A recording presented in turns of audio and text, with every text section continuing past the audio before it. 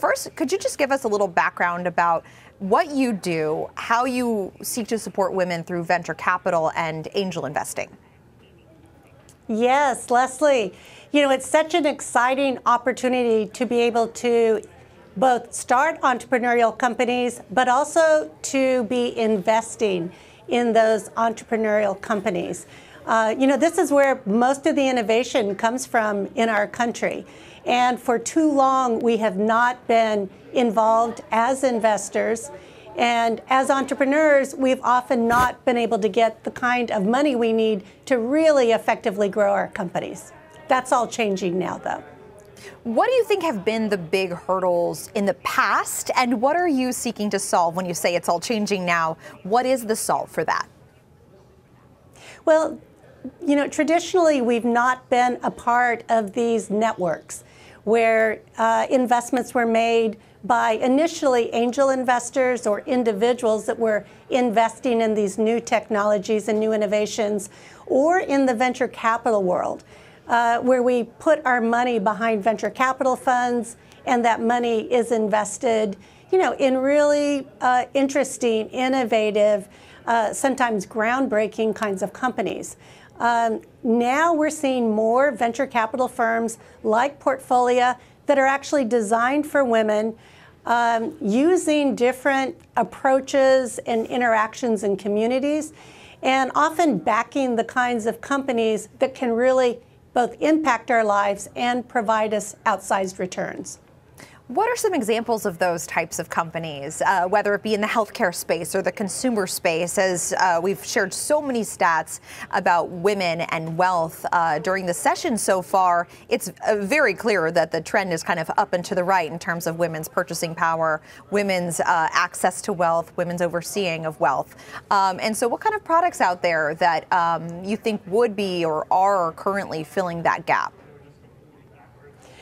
Well, Leslie, one of the areas that I think is so important is women's health.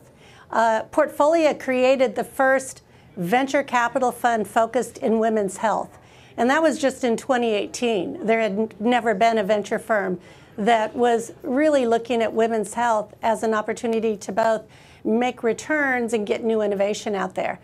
Since that time, we've invested in 55 companies in women's health, startup companies, innovative companies. And that's everything from, two of the big unicorns today, Maven Clinic and Everly Health, which are really revolutionizing women's health in the marketplace, but also early stage startups. The first male birth control pill we're funding today. And even though some people think that's not women's health, think about the change that will make in our lives when there's a daily male birth control pill that our partners can use. Bone health is another area. Osteoporosis is one of the few areas that's not really shifted in years. And it's a critical area, osteopenia, osteoporosis. And we're now backing solutions that will enable us to live longer, healthier lives, without the kind of illnesses we're addressing today. That's amazing. And yes, male birth control is absolutely a women's health issue. In terms of, those in the audience who may be thinking, well, I have an idea, I would like to try kind of striking it out on my own, the entrepreneurial side of things. How do they get that access to capital? How do they find you or someone like you to fund the business if they don't know kind of even where to begin? Well, it's one of those where you really need to do the research again. Venture capitalism today is kind of a specialty business. So you want to find the kinds of organizations that, that will understand what you're doing, know your market, know the challenges to you as an entrepreneur in that field, and really enlist them early. Talk to them, when you're entering the marketplace, create that community around you that can really add value. And it's also important to get those first few customers. As an entrepreneur, you really want to show and prove that people will buy. You'll want to show that what you have is a unique offering in the marketplace that customers want. And so taking those first steps, finding ways to indicate that what you have is going to be lauded in the marketplace is important. And what about those who are interested in supporting women through this means, through investing in venture capital and see the upside as you've described, especially as this is in many ways a previously untapped market? Well, when I was listening to Raquel earlier, she was just spot on also with her comments about what's happening in investing in venture capital by women. Women are really good investors in venture capital funds and directly in these companies. We understand teams and how teams operate. We know the markets. We're often the buyers of so many of these products. We understand exit opportunities and competition. And we're very good at venture capital investing, but we're oftentimes put off because we don't understand the terminology, the lingo, if you will. And so there are firms like ours that are making that more accessible. For instance, in Portfolia funds, you can invest $10,000 in a venture capital fund, and that's invested across 12 to 15 companies. And you can be as involved as you like. You can come on every month and watch companies pitch. You can hear our partners ask questions and actually be at the table. And Leslie, in a typical venture fund, you could put $10 million to work and never be at the table like you can in our community. It's just important. That's what women are looking for.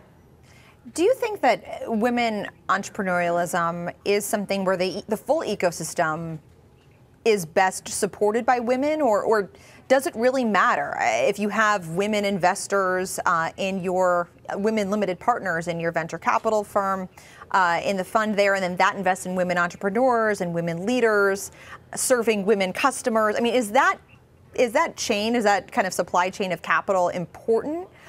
Or does there need to be more education to get men on board as well? So I think it's both, Leslie. You want to have women at the table green lighting the innovation we want in the world. When we're looking at, active aging companies or women's health companies, you have a real advantage when you have women at the table.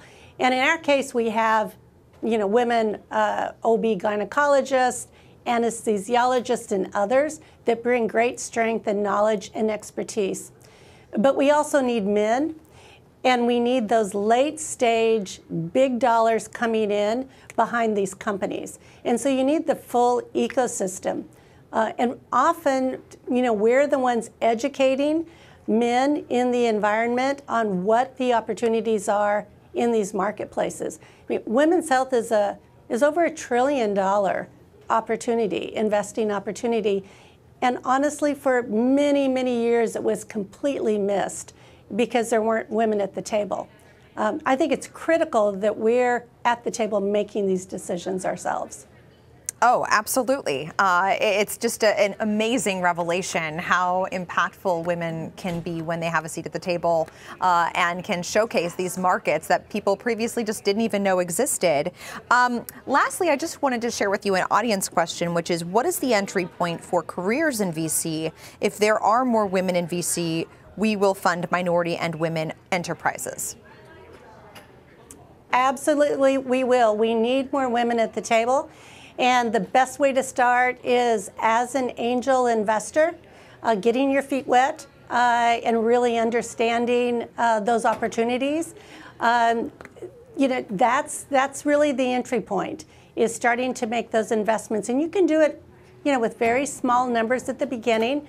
I tell women that are looking to build a career to keep an investment journal. So every time you look at a private company and decide to take it into due diligence, make sure you're recording all of that and why you're investing or why you're not investing. And so you continue to hone your judgment skills and your decision-making skills. And that really becomes your portfolio when you're looking to get into a venture fund. That's when you're showing your work and how you think about investing in companies and how you add value to those companies after you make that investment.